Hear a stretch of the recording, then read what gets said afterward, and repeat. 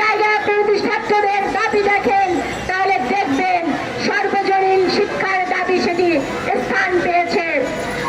আজকে আমরা দেখছি টাকা যার শিক্ষা তার, এই নীতিতে গোটা দেশের শিক্ষা ব্যবস্থা পরিচালিত হচ্ছে। আমরা যখন বৈষম্য বিরোধী ছাত্র আন্দোলনের ব্যানারে সারা দেশের ছাত্র সমাজ ঐক্যবদ্ধ হয়েছিলাম, আমরা আশা করেছিলাম আমরা একটি বৈষম্যহীন শিক্ষা ব্যবস্থা পাবো।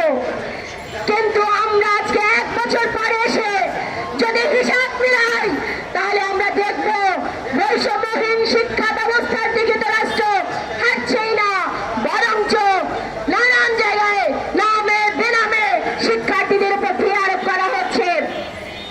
এখনো পর্যন্ত যতগুলো পরিবর্তন হয়েছে শিক্ষা ব্যবস্থায়, প্রত্যেকটি জায়গায় উচ্ছৃঙ্খল মবের মাধ্যমে এই সরকার সেই অগণতান্ত্রিক সিদ্ধান্ত তিনি নিতে বাধ্য হয়েছেন।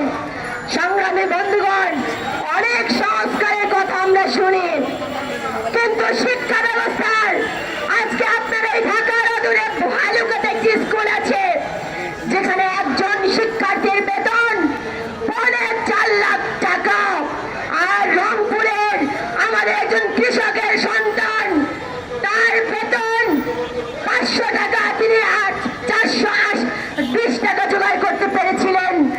80 টাকা জোগাড় করতে না পারায় তাকে পরীক্ষায় বসতে দেওয়া হয় নাই।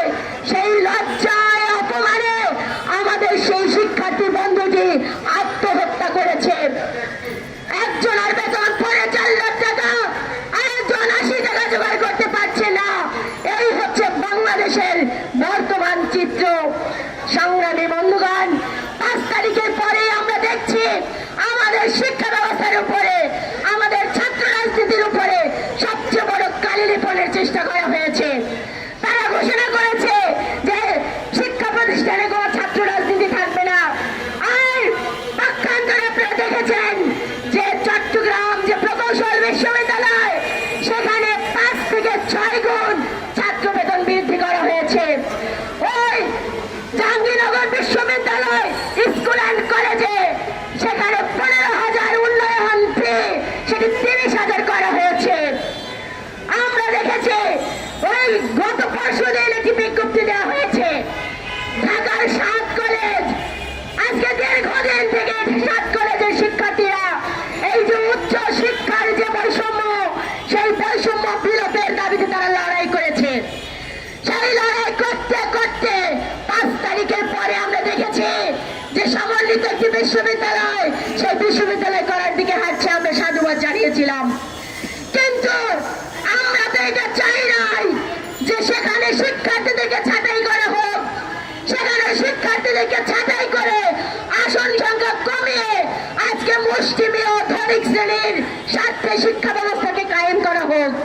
সংগ্রামী বন্ধুগণ, আপনারা দেখেছেন যে কিভাবে করে 63% পর্যন্ত শিক্ষার্থী আজ ফ্যাকাল্টি থেকে কমানোর একটা সিদ্ধান্ত নেওয়া হয়েছে। আমরা এই সমাবেশ থেকে এবং ছাত্র সমাজের পক্ষ থেকে এই সিদ্ধান্ত থেকে সরে আসার জন্য অন্তর্বর্তীকালীন সরকারকে আহ্বান জানাই। সংগ্রামী বন্ধুগণ, একই সাথে আমরা বলতে চাই যে তারা 40% ক্লাস অনলাইনে নেওয়ার মতো এইরকম ঘোষণা দিয়েছে। আজকে শিক্ষার্থীরা দাবি করেছিল তাদের ক্লাসরুম সংকট, তাদের শিক্ষা সংকট, তাদের স্বতন্ত্র পরীক্ষার হলের সংকট, তাদের আবাসন পরিবহনের সংকট। সেই সংকট কাটানোর উপায় কোনোভাবেই অনলাইন ক্লাস নয়। সেই সংকট কাটানোর উপায় কোনোভাবেই শিক্ষার্থী সংখ্যা কমানো নয়। ফলে এই যে অসৎ উপায় অবলম্বন করছেন, শিক্ষার্থীকে আজকে ছাঁটাই করার পদ্ধতি অবলম্বন করছেন, সেই পদ্ধতি থেকে আপনারা পিছপা হবেন, অন্যথায় ছাত্ররা আন্দোলন করে তুলবে। সংগ্রামী বন্ধুগণ, আরেকটি কথা বলতে চাই যে সারা দেশে আজকে শিক্ষার নামে আজকে যে দোকান বসানো হচ্ছে, সার্টিফিকেট বিক্রির একটি কেন্দ্র পরিণত করা হচ্ছে। টাকা যার শিক্ষা তার, এইভাবে করে শিক্ষা ব্যবস্থা পরিচালনা করছে। সেই ব্যবস্থা ভেঙে একটি সর্বজনীন বেতন ভিত্তিক সেকুলার শিক্ষার দাবিতে আজকে যারা শ্রমজীবী মানুষ আমাদের